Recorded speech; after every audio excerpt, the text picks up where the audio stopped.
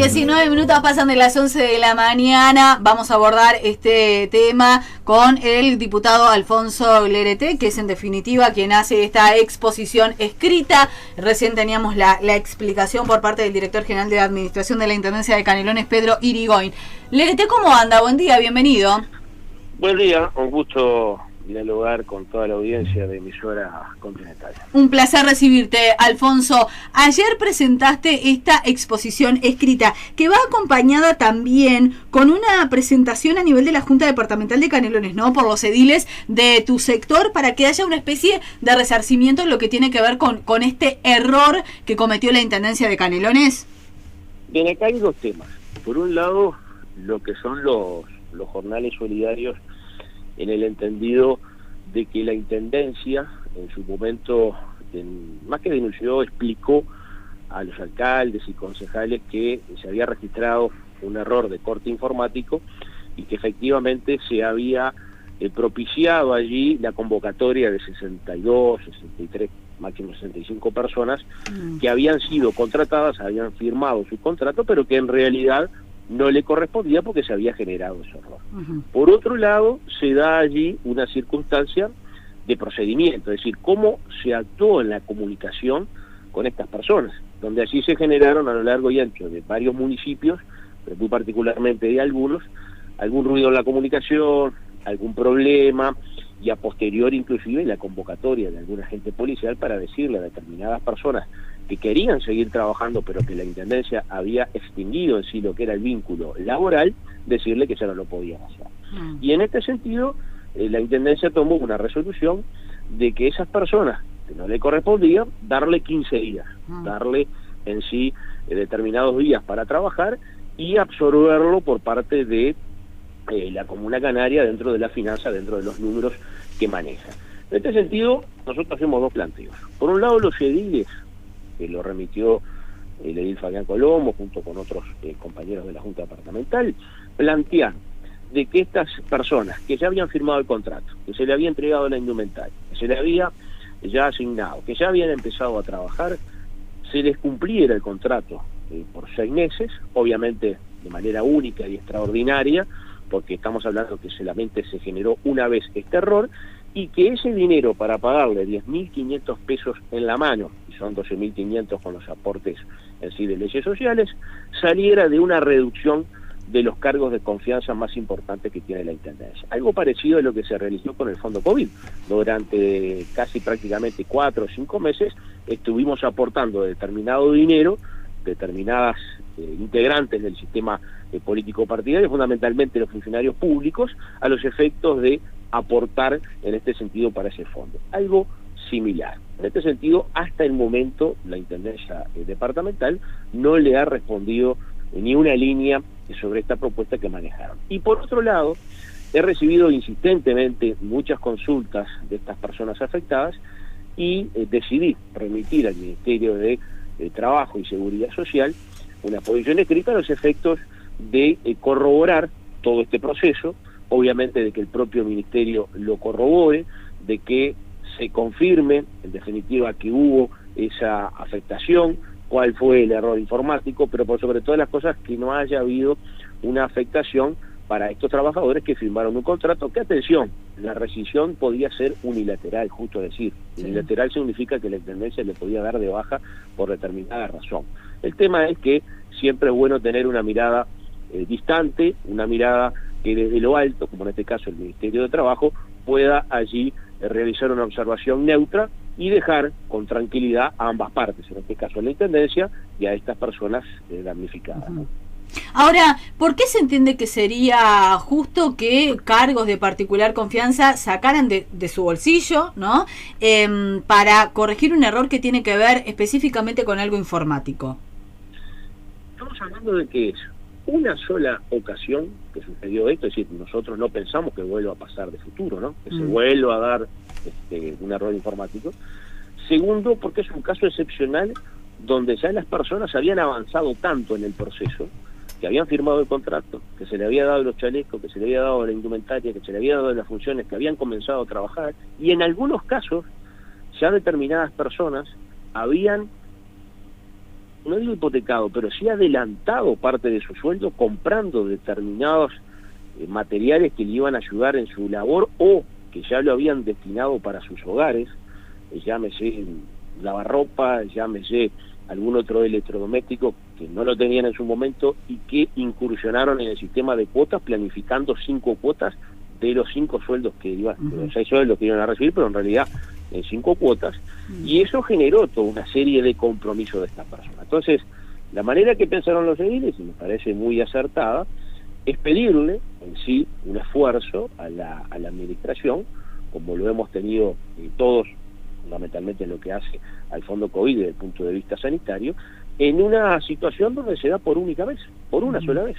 Estamos hablando de un pequeño esfuerzo, no hablo si es justo o no, sí hablo de que quien lo puede realizar es quien más gana, porque cuando nosotros nos plantearon el fondo COVID lo hicimos con mucho gusto porque en definitiva tenemos un sueldo que nos permite hacer frente a esa realidad. Entonces pensábamos, y en realidad los ediles pensaron que era una situación por demás positiva para poder realizar, porque el margen en sí de 150, 180, 200 mil pesos que ganan los directores generales y por lo general toda esta mega estructura que armó Orsi en este segundo periodo, le puede permitir en sí sustraer parte de ese dinero y destinarlo, reitero, por única vez para el pago de estas 62, 65 personas que lamentablemente hoy no pueden cumplir con su anhelo de poder trabajar. Alfonso, señalaba por allí Pedro Irigoyen que quizás acá la diferencia respecto de este error que se cometió a nivel informático con respecto a otros, incluso de Presidencia de la República, la única diferencia es que la Intendencia lo reconoció, porque indicó que en este proceso, tanto el Banco, nosotros lo informamos en su momento, tanto el BPS como Presidencia también cometieron errores, solo que lo dejaron pasar. Por ejemplo, Presidencia firmó el decreto después de que estuvieran trabajando en los jornales solidarios. El Banco de Previsión Social no llegó a chequear determinados datos antes de que empezaran a trabajar, y con buena voluntad las intendencias de todas maneras lo pusieron en marcha precisamente atendiendo las necesidades de esta gente que necesitaba un puesto de trabajo. Lo que dice Irigoyen es, nosotros cometimos un error y lo corregimos, Presidencia lo cometió y nosotros dimos una mano para que eso se disimulara, porque firman el decreto después de que estaban trabajando. Hay un tema que es central, que es la afectación que se le genera a la persona. La Presidencia de la República no firmó el contrato. El que firmó el contrato fue la Intendencia de Canelones, en este caso con el Jornal Solidario, con la persona. Entonces, allí es la mayor afectación.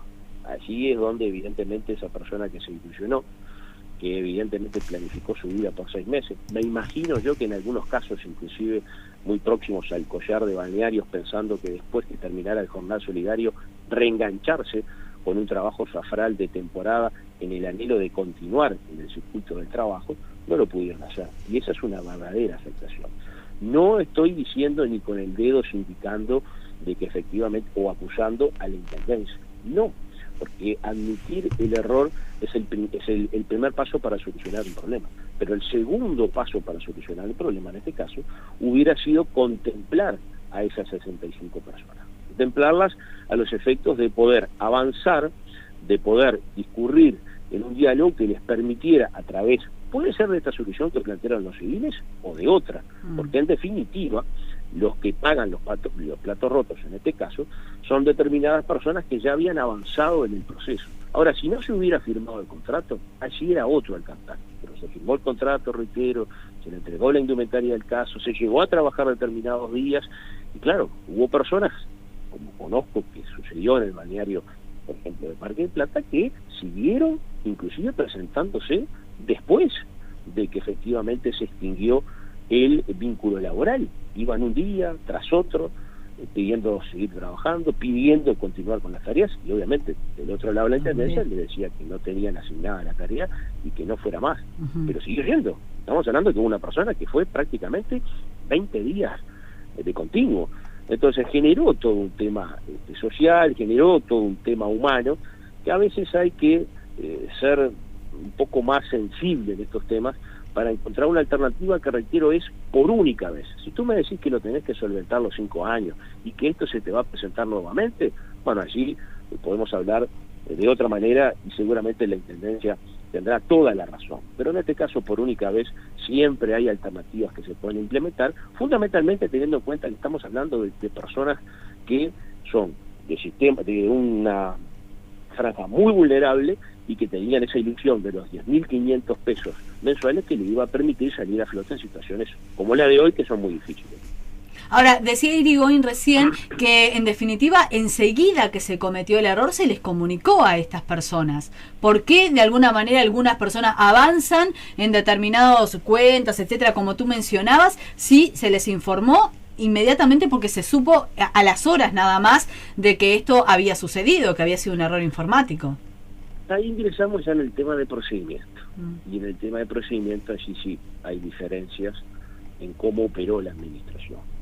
Lo digo de procedimiento, me refiero a que con algunas puede haber sido de horas, con otras puede de días, e inclusive cuando se les solicitó que dejaran sin efecto lo que era el contrato, no se les dio una explicación en algunos casos, no se le dijo hubo un error de tales características, pasó lo que sucedió, no hubo una claridad en el mensaje, no hubo una claridad en la comunicación, sino hubo prácticamente un imperativo de que se dejaba sin efecto lo que era el contrato, y mucha gente se negó a dejar sin efecto ese contrato, porque era la única cuerdita que tenía para aferrarse a la posibilidad de un ingreso en invierno, donde todos sabemos que es muy difícil la generación de empleo, y donde obviamente aprieta más todo lo vinculado con los gastos fundamentalmente de calefacción, una garrafa, gastos de alimentación, tengo que ingerir más, tengo que comer más porque quemo más energía. Entonces, en definitiva, allí esa comunicación que se tenía que dar desde el jerarca, que yo no digo que haya sido desde la dirección general, pero sí los mandos medios, sí quizás algún alcalde, no haya sido del todo contundente y por sobre todas las cosas clara. Y eso, cuando no hay claridad, genera a posteriori consecuencias que las personas se ofuscan, se irritan, obviamente generan movilizaciones como la hubo en su momento y se empiezan a comunicar con distintos actores políticos, como en nuestro caso, que se comunicaron, nos manifestaron su inquietud y por tanto nosotros tuvimos que tomar esta acción, que obviamente es una acción positiva, no es en contra de, sino indicando en sí un hecho y a su vez pidiendo la intervención, en este caso, del Ministerio.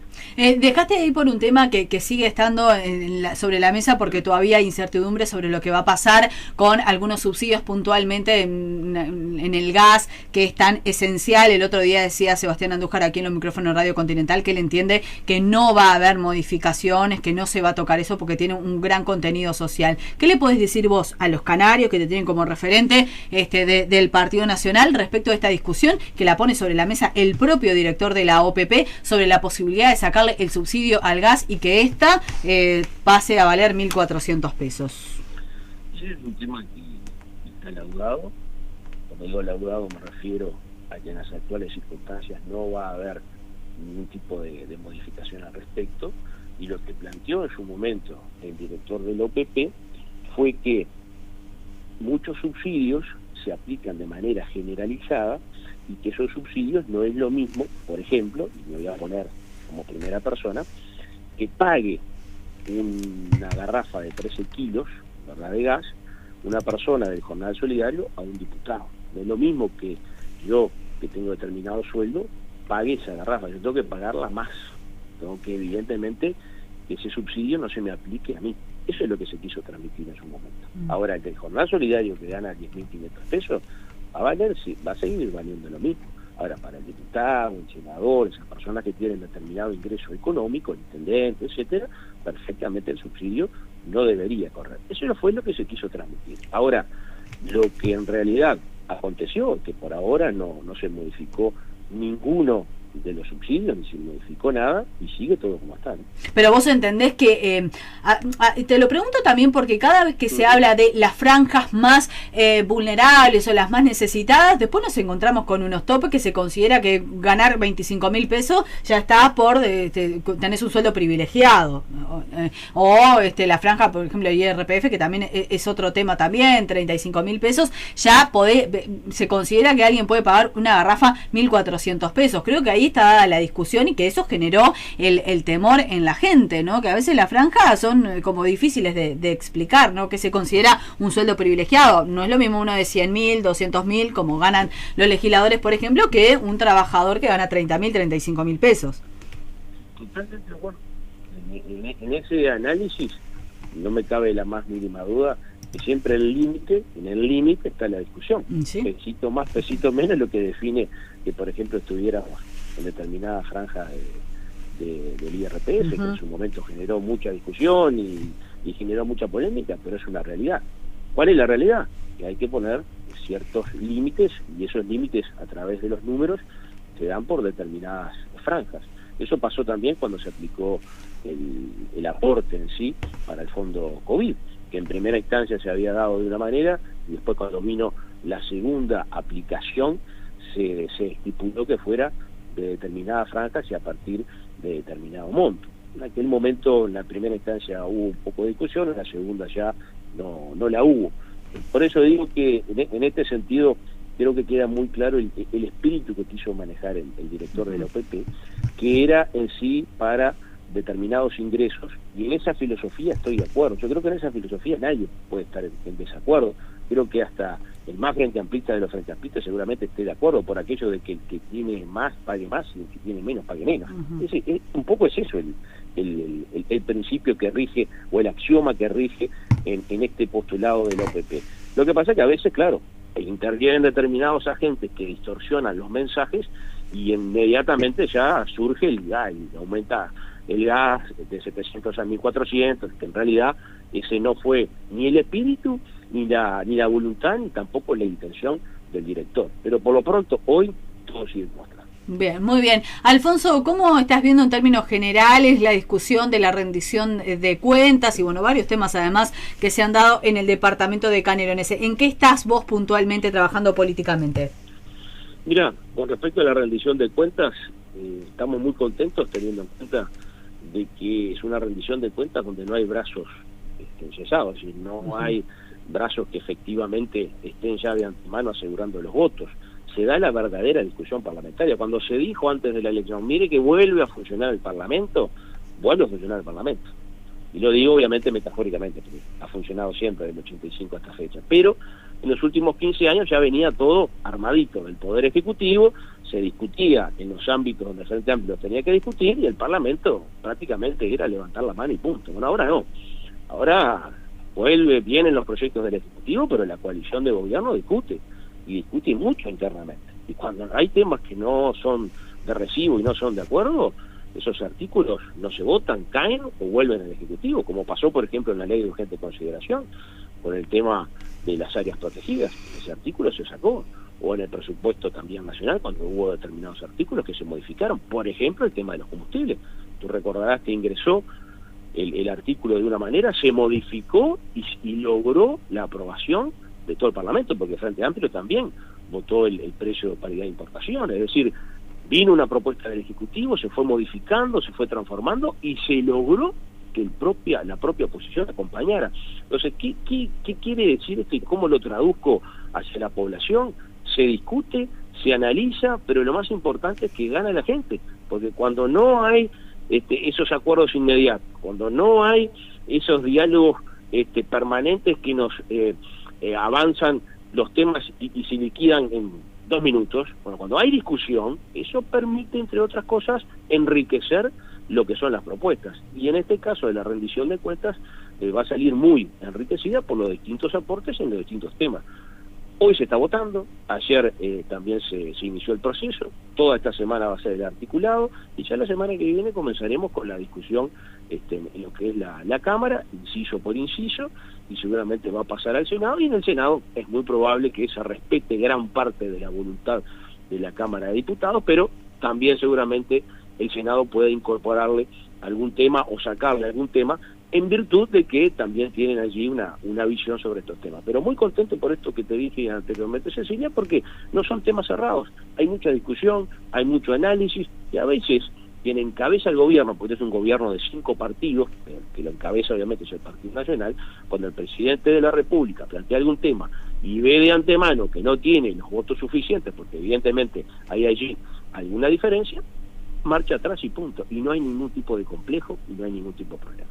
Bien, lo vamos a seguir muy de cerca porque aparecen allí temas muy pero muy trascendentales para el futuro inmediato del país. Gracias, Alfonso, como siempre, por este rato aquí en Radio Continental. No, gracias a ti, un saludo a la audiencia, a la orden como siempre. Allí estaba el diputado canario Alfonso Lerete sobre este tema, que bueno, veremos si tiene algún tipo de avance.